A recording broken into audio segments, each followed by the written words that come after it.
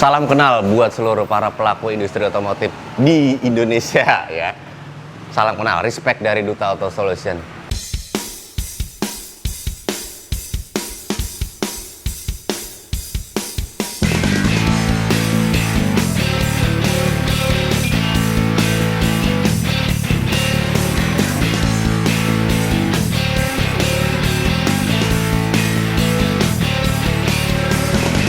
Kali ini Duta ingin membantu sedikit reminding kepada seluruh pengguna dan penumpang kendaraan yang khususnya dalam persiapan mudik atau perjalanan jauh ya. Kita mau reminder lagi. Kamu mau lewat aja bro, lewat aja, santai. Apa-apa saja sih yang harus kita perhatikan khususnya untuk perjalanan jauh ya. Mungkin bisa kita bagi dalam beberapa bagian untuk dari sisi safety-nya atau keamanan, comfort-nya, kenyamanan dan lain-lain ya. Cuman mungkin di sini gue mungkin ada beberapa yang lupa atau mungkin ya tidak gue sebut gitu loh apa-apa saja. Jadi tolong dibantu di kolom komentar untuk membantu teman-teman yang lain. Kita mulai mungkin dari sisi depan dulu mungkin ya, biar nggak bingung ya sisi depan. Kita harus pastikan mesin kita dalam kondisi keadaan yang prima. Apa saja nih poin-poinnya? Pertama, kita pastikan oli kita. Apakah oli kita masih dalam keadaan layak gitu ya. Lalu kedua, aki dari sektor bateri ya, kelistrikan, apakah aki kita sudah cukup kuat. Jangan sampai nanti kita di tengah jalan itu mogok ya, nggak kuat ya begitu kita mau starter ya. Lalu ada dari sisi radiator, pastikan juga radiatornya apakah normal, bocor. Dari sisi rem, minyak remnya apakah cukup, tidak ada bocoran-kebocoran.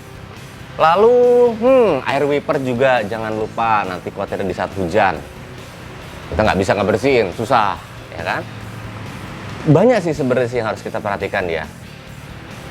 Mungkin tadi deh gue bilang kalau memangnya ada beberapa bagian yang gue luput untuk gue sebutkan, tolong bantu di kolom komentar untuk membantu teman-teman yang lain. Oke, lanjut mungkin di sisi kaki-kaki ya. Kaki-kaki sendiri itu apa aja? Itu ada dari bagian suspensi dan lainnya. Kita harus pastikan kondisi ban, apakah masih layak ketebalannya, tekanan anginnya, velgnya, apakah velgnya apakah velgnya sudah peang, retak, pecah.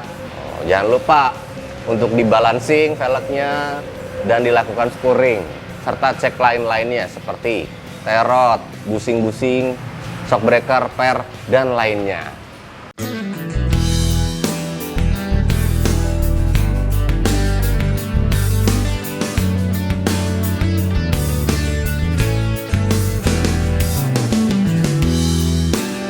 Di bagian eksterior, apa saja ya? Selain hal tadi, lampu. Pastikan juga lampunya bekerja dengan baik. Lampu pengereman, lampu sen.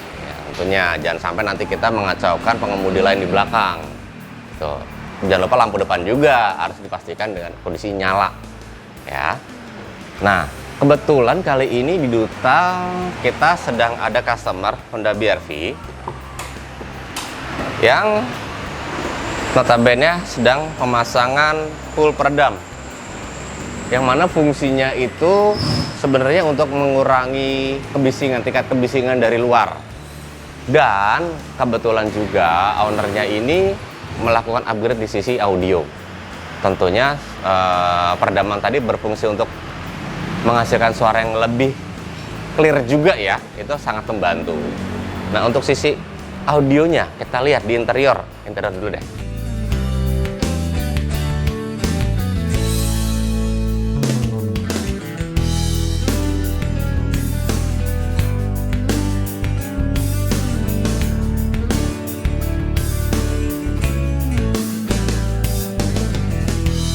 Bagian interior ini kami sedang melakukan pemasangan dari sisi head unit Android.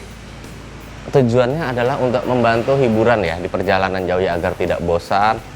Si ownernya bisa, bukan drivernya ya, penumpangnya itu mungkin dari family keluarganya bisa nonton YouTube, Netflix, dan mendengarkan musik gitu ya. Ditambahkan dengan power dari MB Quartz powernya sendiri 4 channel yang tujuannya untuk mengangkat speaker dari mobil ini dan mengangkat subwoofer. Tuh, kok power 4 channel untuk subwoofer?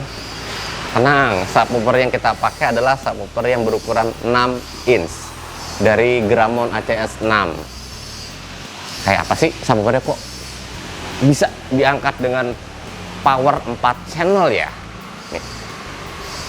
Subwoofer yang kita pakai adalah dari Gramon. Hanya berukuran 6 inch, kecil, small. Untuk power 6 inch ini kuat untuk mendrive si subwoofer yang kecil ini. Sudah cukup, lebih dari cukup.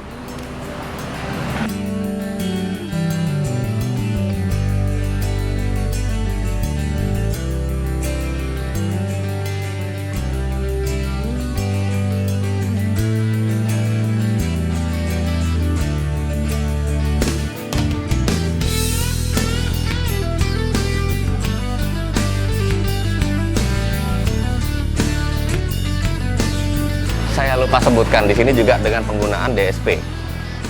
Fungsinya DSP tadi apa? DSP atau prosesor tadi.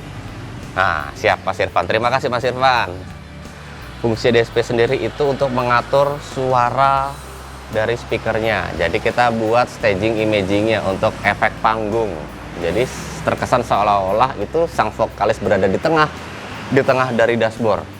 Itu fungsi dari DSP agar suaranya itu bisa ngeblend dan separasinya pun jelas, tidak hanya ngeblend jadi satu gitu loh. Lalu ada penggunaan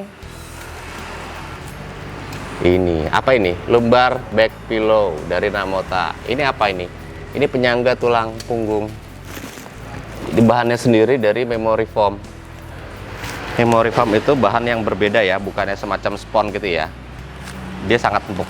Jadi fungsinya ya, apalagi kita perjalanan jauh, jangan sampai kita juga pegal-pegal dengan pakai ini, mungkin akan terasa lebih nyaman. Kita coba yuk. Dan ditambahkan dengan ini, neck pillow-nya dari Namota. Ya kalau kita mau nyender kan kadang kan di leher kita nih agak jauh ya, jadi kurang nyaman. Dengan penggunaan ini, kita bisa tidur dan istirahat dengan nyaman, ngorok-ngorok deh gitu ya. Ini belum berani gue buka, biar owner sendiri yang ngebuka. Lalu ada kaca film, jangan lupa juga itu salah satu apa ya yang bisa kita lakukan untuk upgrade kaca film. Kenapa kita harus ganti kaca film? Kaca film itu notabene standar, dia itu tidak terlalu ya untuk menahan panasnya. UV dan IRR itu tidak terlalu besar, makanya kita sarankan, rekomendasikan penggantian kaca film tentunya dengan tingkat TSIR atau total solar energinya itu tadi, daya tolak panas, IRR itu yang lebih tinggi, karena kan kita kan menempuh perjalanan yang lebih jauh gitu loh, juga nggak nyaman juga kalau nanti kita agak-agak sedikit panas.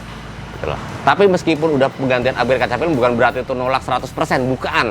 Tidak, tetap akan ada berasa hawa panas. Cuma hanya mengurangi panasnya.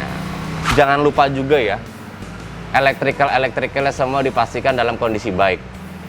Jangan sampai nanti di tengah perjalanan ya amit-amit terjadi namanya korsleting dan lain-lain. Nah, di sini juga kita coba bongkar semua untuk perkabelannya, kita pastikan semuanya aman. Gitu ya. Jadi bukan hanya sekedar mobil tua atau mobil baru, semua kendaraan, karena tidak menutup kemungkinan baru atau lama pun akan terjadi kesalahan. Oke, tidak ada jaminan untuk kesempurnaan. Oke, mungkin berikut itu saja sih ya yang bisa gue jabarin ya. Tambahan-tambahannya lagi tolong dibantu. Oke, see you. Duta Auto Solution, solusi